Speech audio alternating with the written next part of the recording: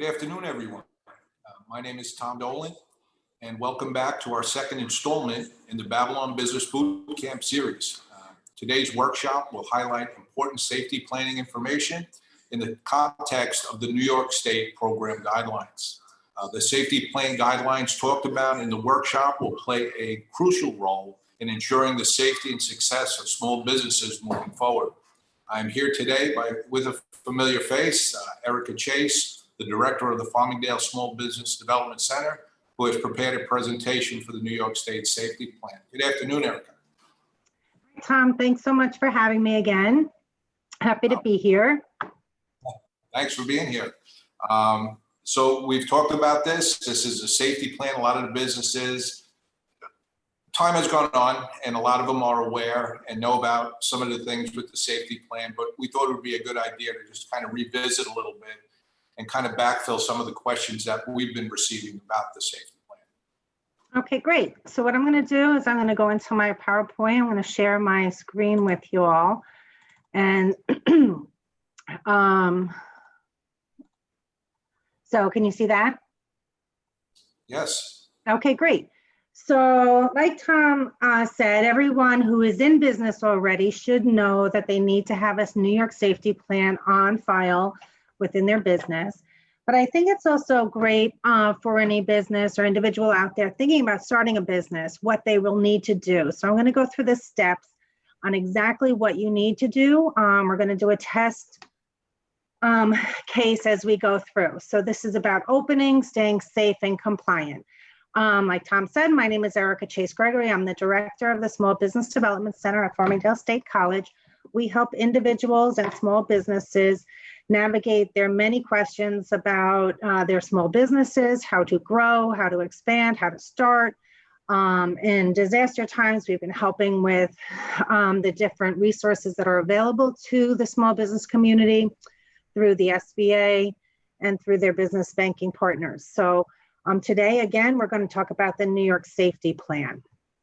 So each business must develop a written safety plan outlining how its workplace will prevent the spread of COVID-19.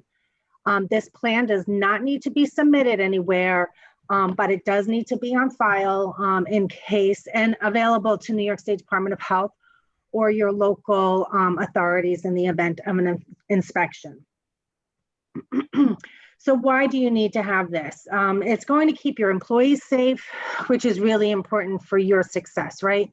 You don't want anyone to go out sick or infect a whole bunch of your staff. So it's going to keep your employees safe, your customers safe, which is also key, the greater community safe, and most important, to keep your business generating income. And that's what's the most important thing. So this process is going to make sure that you do all of those things.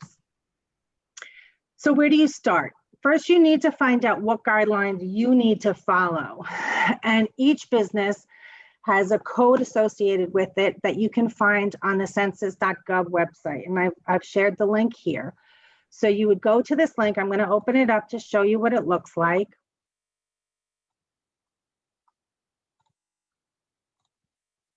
So you should see that in a minute.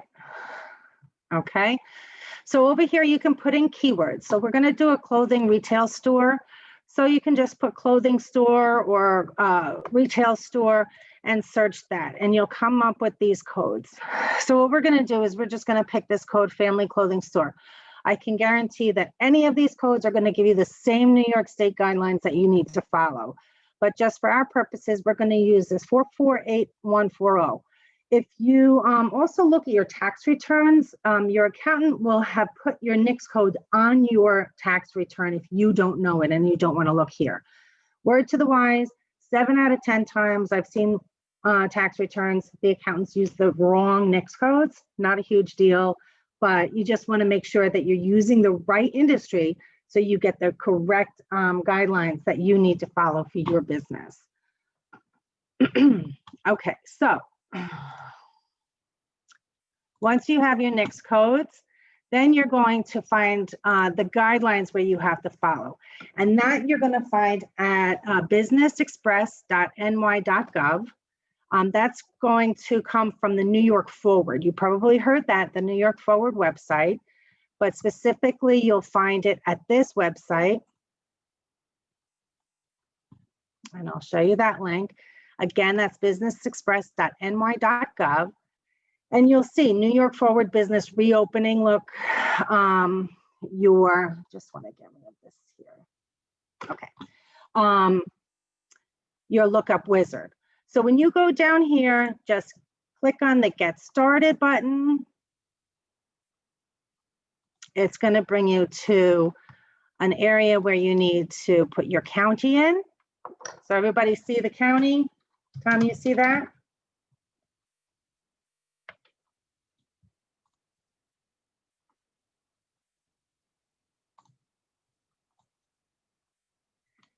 And again, when you scroll down, this is where you put your industry, your business industry code. So the 448140.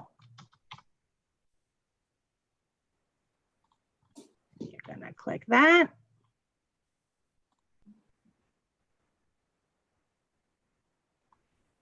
You'll see that. So there is your open for business. There's your family clothing store, open for business. It'll give you, you are permitted to operate. Any new guidelines that may have come up, which they're changing, and you need to know that, they will be here. And then when you click this link, Essential and Phase 2 Retail Business Activities, once you click that link, you're going to come up with exactly what are the guidelines for your business type.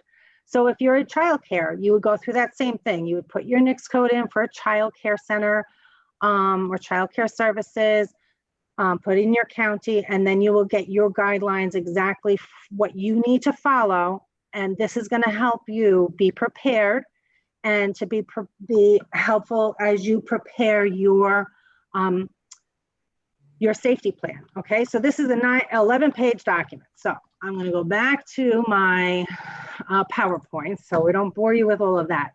So I'm going to go through basically what those 11 pages say for a clothing store. Again, this is for a retail clothing shop, but most of the retail shops that you will even have gone into, these are going to sound familiar or look familiar to you as a consumer, or if you're running a retail shop, these are going to be familiar to you.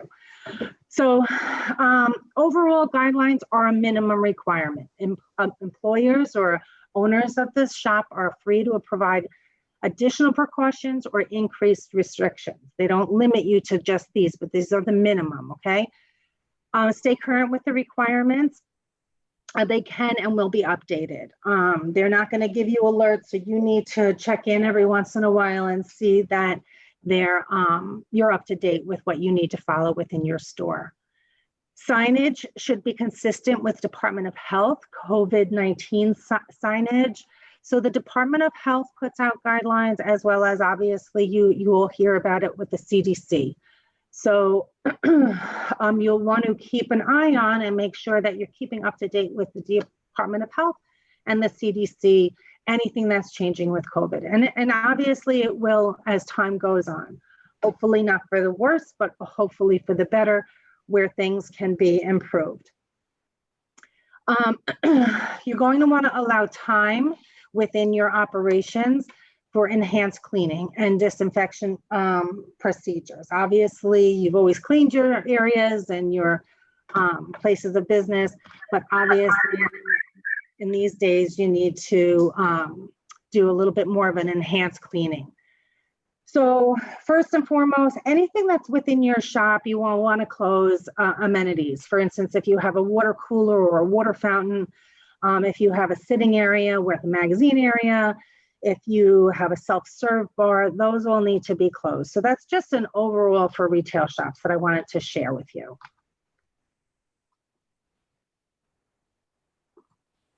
Okay. Oops, sorry.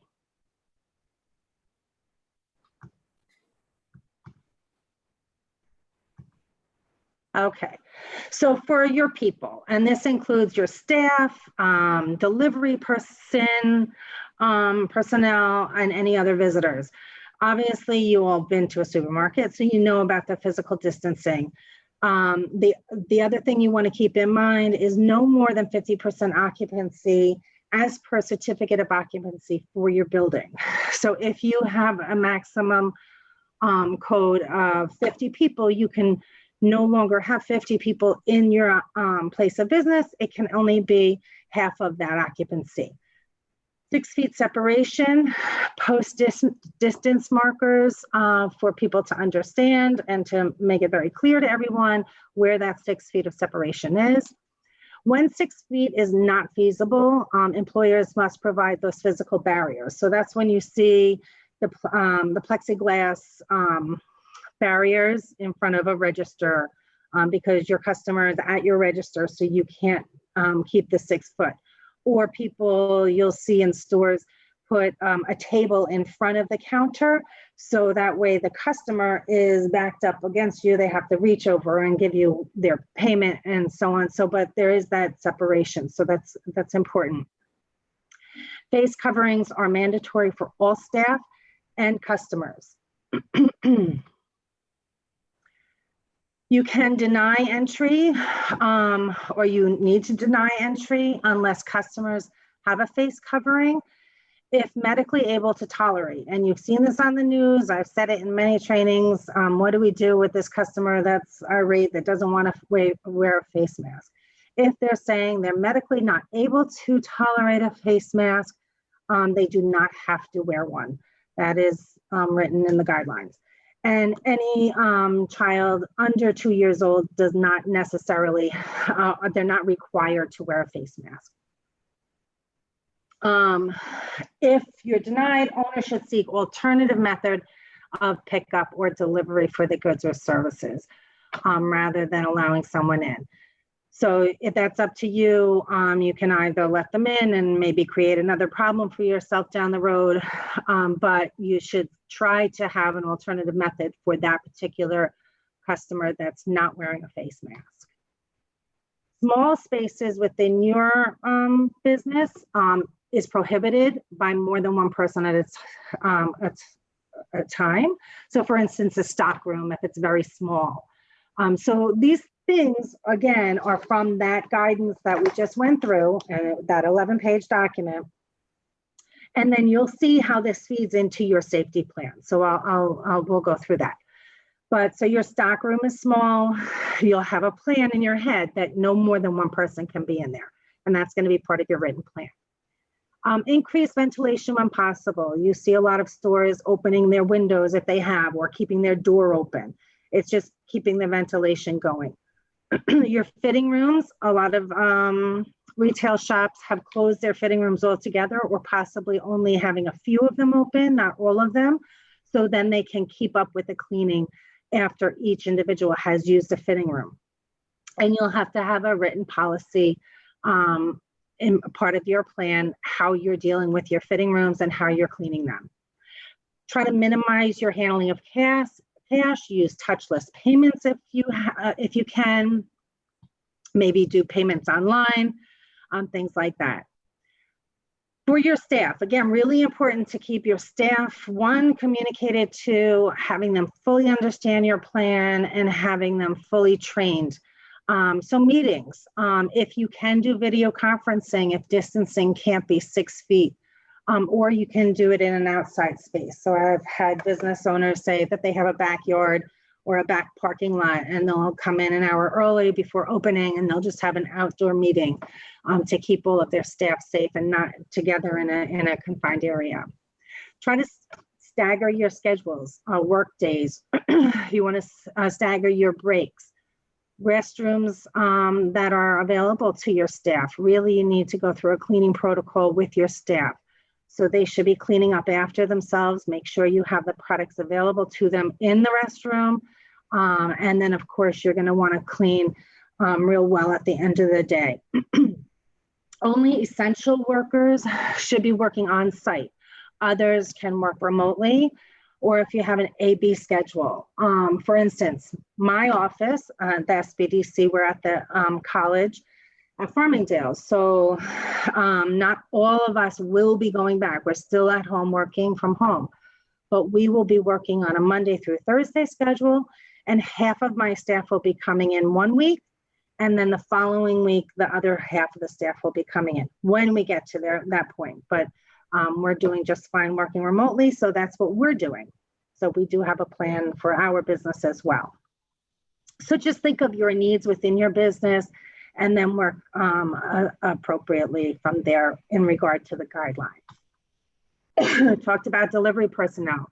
Touchless delivery system whenever possible. See what you can do.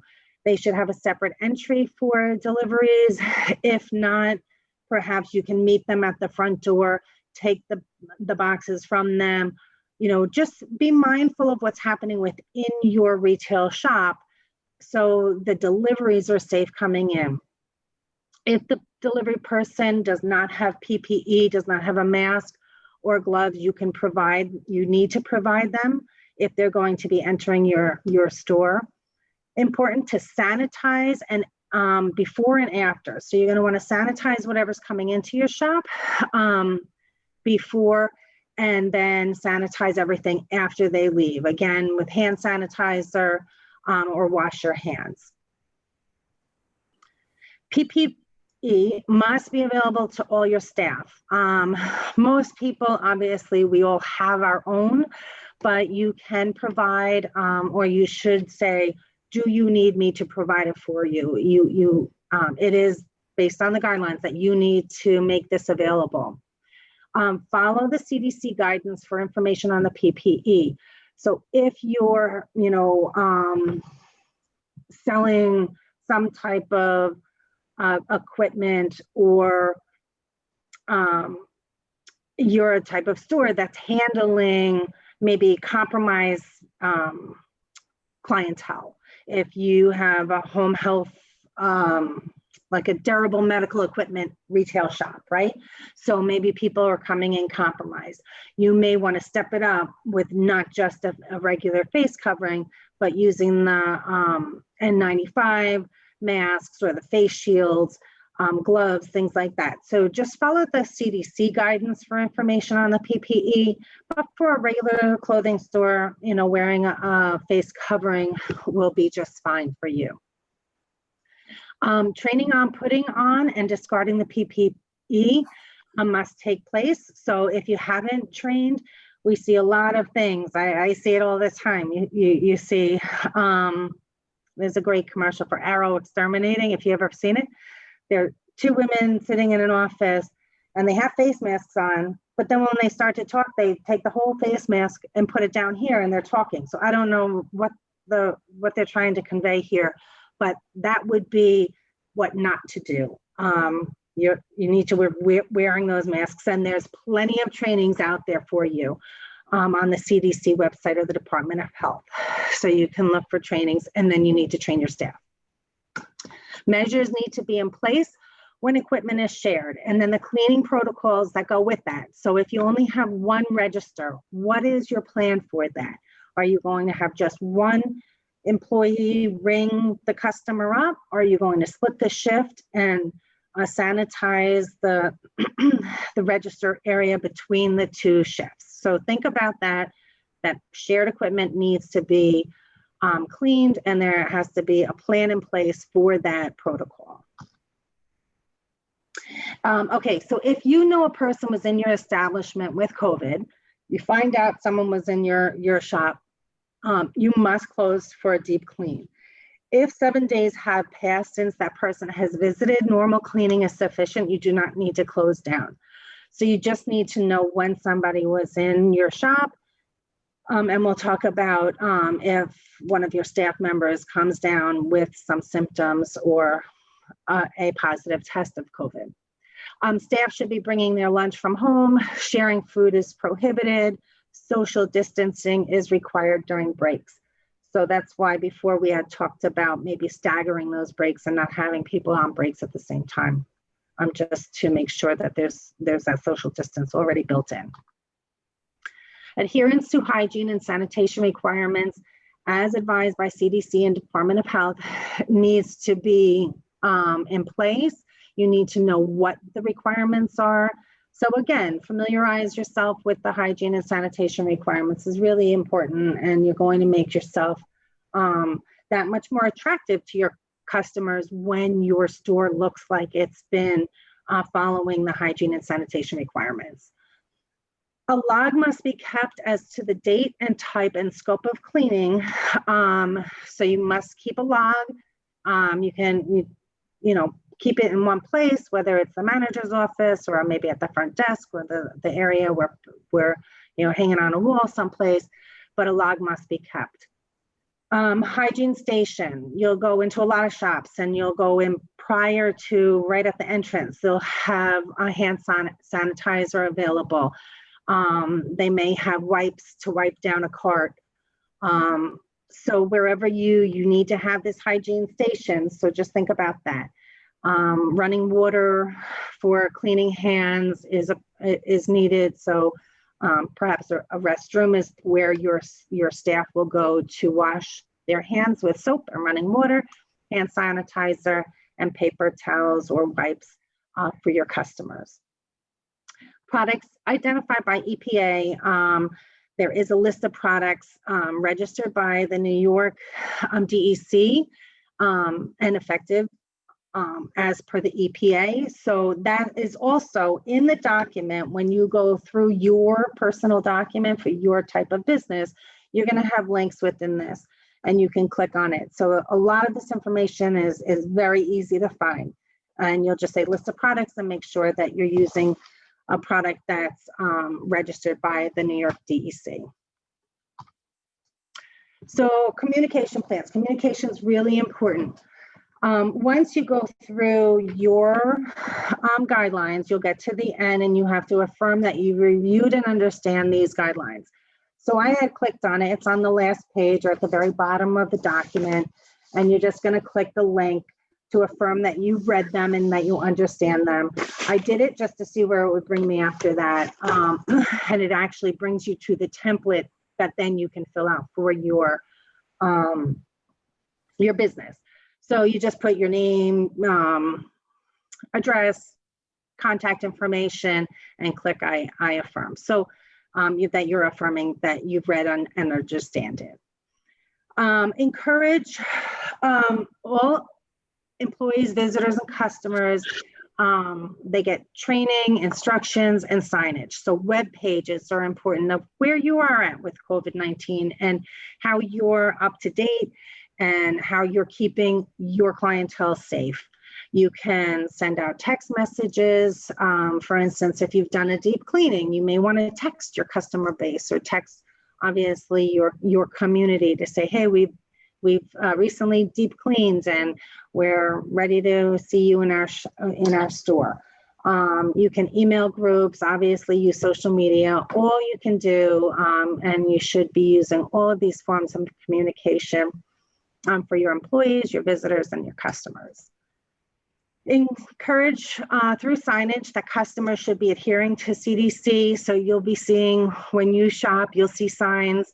You should be wearing a face mask, washing your hands, sanitizing, staying 6 feet apart from someone. So that's what these stores are doing. They're encouraging their customers that they're adhering to the CDC and Department of Health guidance.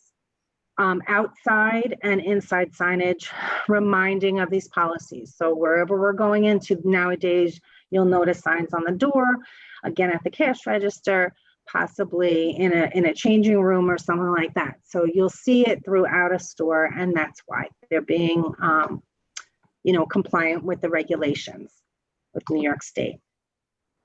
Screening and testing is really important. This is probably more important now. When COVID first hit us, mid-March and April, it just kind of ran away with all of us, didn't it? So, you would call, you knew someone or you were in contact with someone who had COVID-19, you would call the Department of Health because that's what you should have done.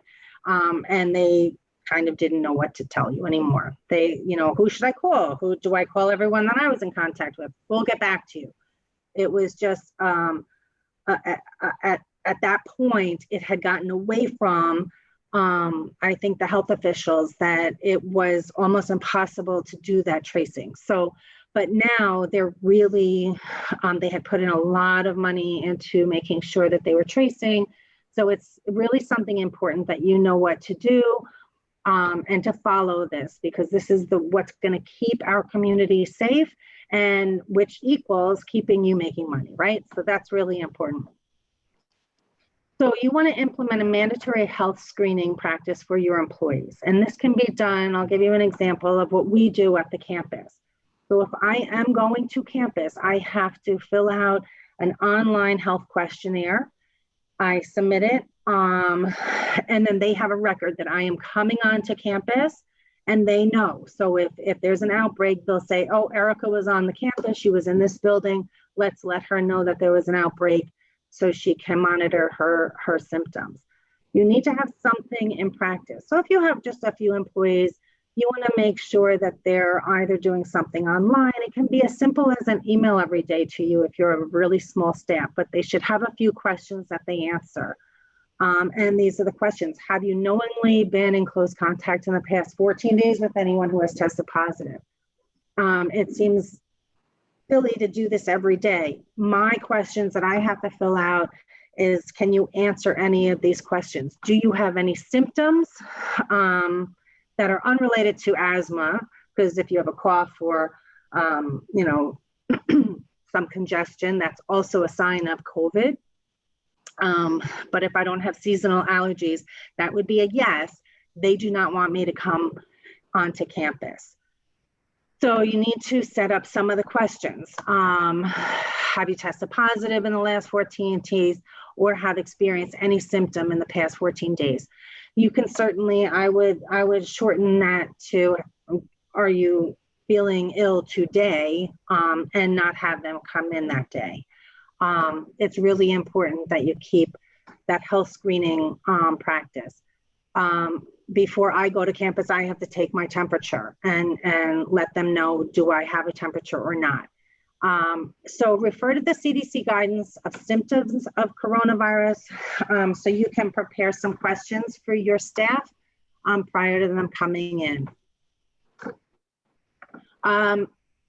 Employees are required to immediately disclose their responses to a questionnaire or to disclose any symptoms prior to them coming to work, or if they're at work and they're starting to feel ill. So they are required. So again, if your employee doesn't know that, so training is really important to let your employees know. We do not want you here if you're not feeling well.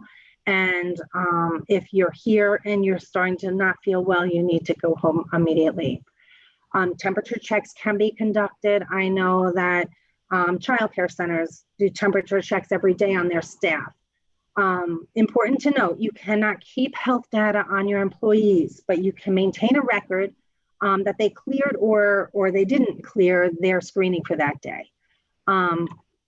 And that's the same thing with if you want to do temperature checks of your clientele that come in. You can, first of all, it's not mandatory. You can't make them do it. But if you have it and they allow you to, you can just say past protocol. So also the person doing this testing has to be trained on the appropriate protocols. So if you as the owner are going to take this on, or perhaps you're going to put one of your management staff on this piece of it, have them get some testing, some training on the appropriate protocols by CDC, Department of Health, or OSHA.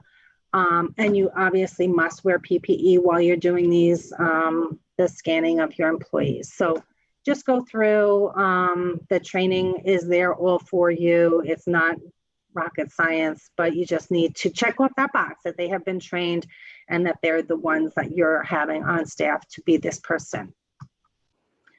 Any employee showing symptoms must be sent home. We talked about that. And then they contact their healthcare provider for assessment and testing. And again, I haven't heard of any feedback lately, but I know in April, when somebody would contact their healthcare provider, the healthcare provider didn't even know if they weren't, if they didn't have 3 symptoms, they weren't even going to see them. I know that people had every coronavirus symptom and they could not get a test. So things have changed now, but it's really important for them to follow up with their healthcare provider And I would also call the Department of Health. Their local Department of Health is the one that handles, so if we're in Suffolk County, they would call Suffolk County Department of Health, and they will give you guidance on when to get tested, how to get tested, what to do, how long they should be out of work, who they should be calling. They'll take a lot of information and they'll help you through that process. But the Department of Health is going to be key in that process for your employee. And if you know of someone that has been sick, you'll want to connect with the Department of Health as well. So then they can give you also those instructions. That's going to be important for you to do that testing, the screening and tracing. So there needs to be a central point of contact for receiving and attesting that you've received all of their questionnaires. Like I said, you as the owner can do it, or you can put somebody on staff as the key person. And that person can also be your site safety monitor, who's responsible for the site safety plan. And you may want to designate that person just to look on the website once a week, just to see if anything's updated. Maybe a news junkie within your organization because they're watching the news all the time. So the news is certainly putting out information that's different, that's changed. I know on the federal level, there were some blips or some changes with the counting and the CDC. So you may want to follow up with more of your local news with New York State, because I think they're being very proactive with getting information out and having the right information locally as well. So Department of Health, Suffolk County is really important, or Nassau if the employee works in Nassau, lives in Nassau County. Loggable employees and visitors who have come in close contact with another person in your workplace so you can do the tracing, and that individual should be notified if they were in contact, if the person is diagnosed with COVID. And again, see, this Department of Health is really going to help you lay out what needs to be done. So you want to make sure that that's written in your plan, that you're going to be contacting the Department of Health and looking for their guidance to go forward. And again, I mentioned it before, you cannot mandate customers to do a health screen, but they can participate if they don't say no. Talked about that, must contact state and local health department. This is state and local. Again, if you call New York State Department of Health, they're going to tell you to call Suffolk County. So just go with the Suffolk County. Okay, so that basically all of those pieces has to be in your, those are the guidance for a retail shop. Now, again, please don't think those are your guidance if you run a bakery, a food service business, a daycare center. It's all going to be different. Remember, you need to put in your NYS codes if you're going to have the right guidance. So at the end, again, on the last page, once you read it, you attest to it, and then you're going to come to the safety plan template. I'm going to click onto here. So I want you to all see it.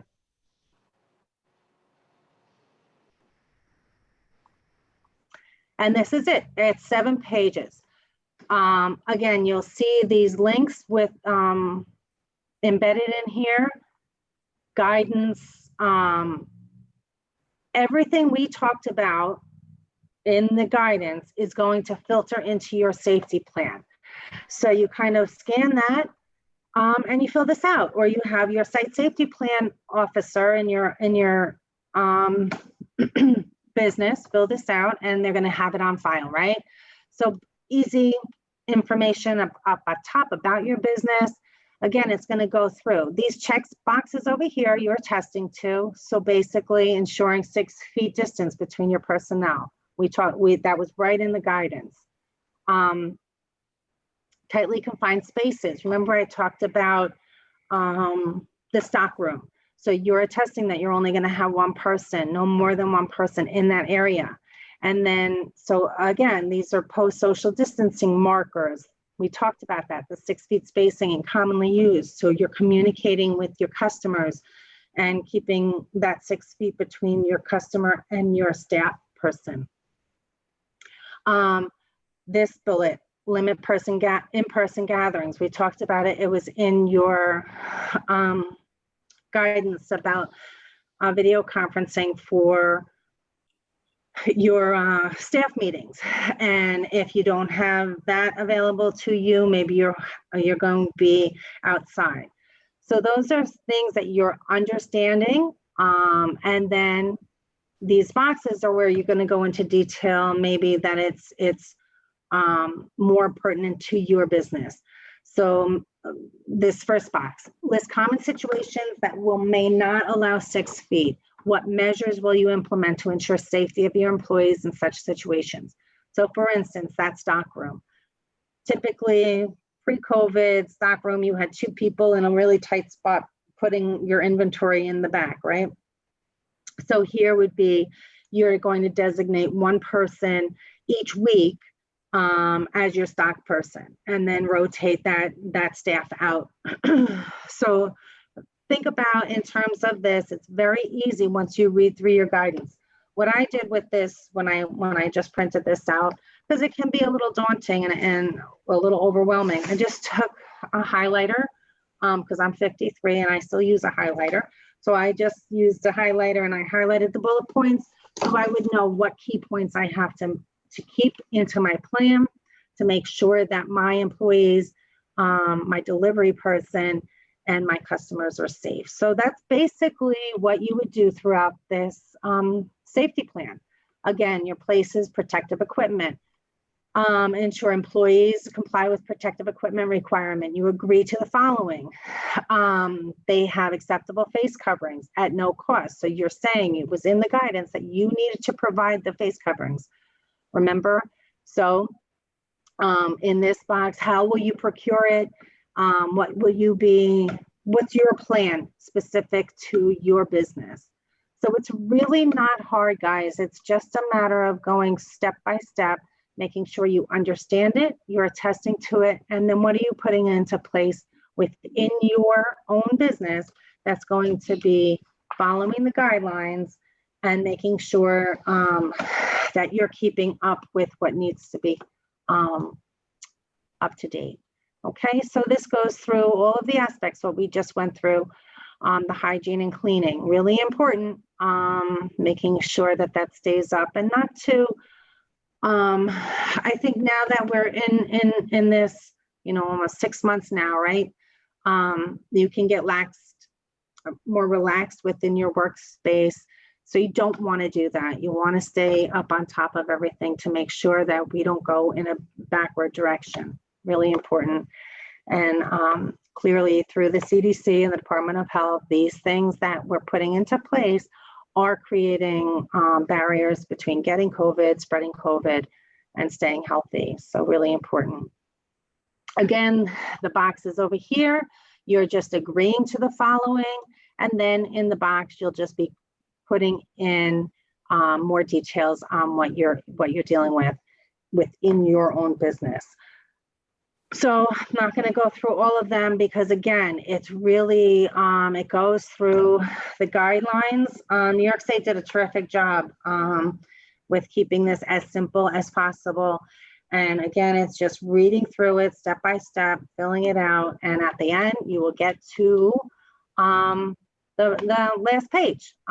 You can add anything other. Again, your guidelines are only minimum requirements. If you want to put in other details, you can certainly do that to keep your business safe and happy and healthy, and maintaining a customer base, and most importantly, a revenue stream for all of you to continue in that vein, to be healthy and all of that. So at this point, I think I'm going to stop sharing. Stop sharing. No, I don't want to do that. Sorry. And we'll go to any questions you may have, or Tom, if you have any questions as you were listening. I'll tell you, it was, first of all, thank you again for a very detailed presentation. And one of my questions as we were going through is, how does a business owner attack this? And at the end, you kind of address, just by laying that document. But it could be very overwhelming for a business owner. Yeah, I think Absolutely, it can be overwhelming. But it's just like anything else. We get inundated with emails, or we're getting inundated with information. And if you just take a breath and go step by step, you'll get through it, and you'll realize it's not as onerous as you think. And again, if you go through if you take the time to read the guidelines, it's spelled out really clearly, and it kind of follows then your business plan, your safety plan. So it's not as hard as you think. Of course, the SBDC is here to help you. If you do your safety plan and you want someone to review it and make sure that you've hit the mark, or, a business advisor is happy to do that with you and for you. Sure. No, I think very detailed. A lot of questions were answered. If somebody just reviews this and watches the video, there are a lot of things you laid out that I think is very detailed, and we'll be able to get them through the process. But again, the Small Business Development Center is there to help a business owner, like you said, if they do need that help. Then we've gotten some questions, that maybe it's a business model that covers 2 NICS codes. So 2 different types of, you may have a retail shop, but you also do some baking in that retail shop. So you don't want to just go retail. There's food, and when there's food, there's other regulations. So you really need to be mindful of what you're putting into place as a safety measure, safety precautions. And if you have questions, you can certainly reach out to the Small Business Development Center. Of course, New York State is open for questions as well. Empire State Development Corporation is very helpful to businesses in this, as they're reopening and making sure that they're following safety plans. So, and it's important. But again, I think the hardest part of it is finding a NICS code. A lot of people have problems with that. So even if you don't know that and you need help with that, you can certainly just reach out. You can email the SBDC. Let me just share this back, make sure that.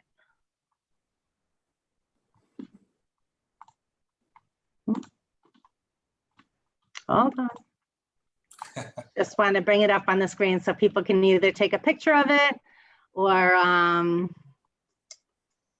see it. So it's sbdc@farmingdale.edu, or you can always email me directly, and that's erica.chase, Erica with a C, .chase@farmingdale.edu, if you just need your NICS code, or if you're thinking about starting a business and you want to be maybe you're writing a business plan and you're going to be doing a safety plan for your business plan, because that would be something new, that if you're writing a business plan for a new business in COVID time, your safety plan should be part of your overall business plan. And if you just need help finding your NICS code, I'd be happy to find that for you. That's great, Erica. Thank you. And we do have, if you go to babylonisback.com, last week, Erica went through the steps again in dealing with what's happening with COVID-19 and putting your business plan together.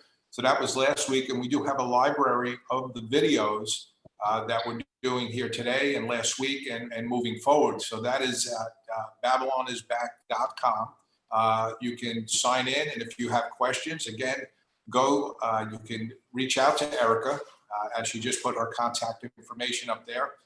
Erica, again, and next week, we're going to be doing this. This is every Tuesday. It's a lunch and learn at 12 o'clock that we're doing it. But again, you could view it at a time that's convenient for you. Next week is restoring customer confidence, I think, which is still something that's very important as people have certain questions that are unanswered. Some of those things, again, you went through last week when you hit on the business plan, and again today with the safety plan. So tune in next week, September 1st, restoring customer confidence.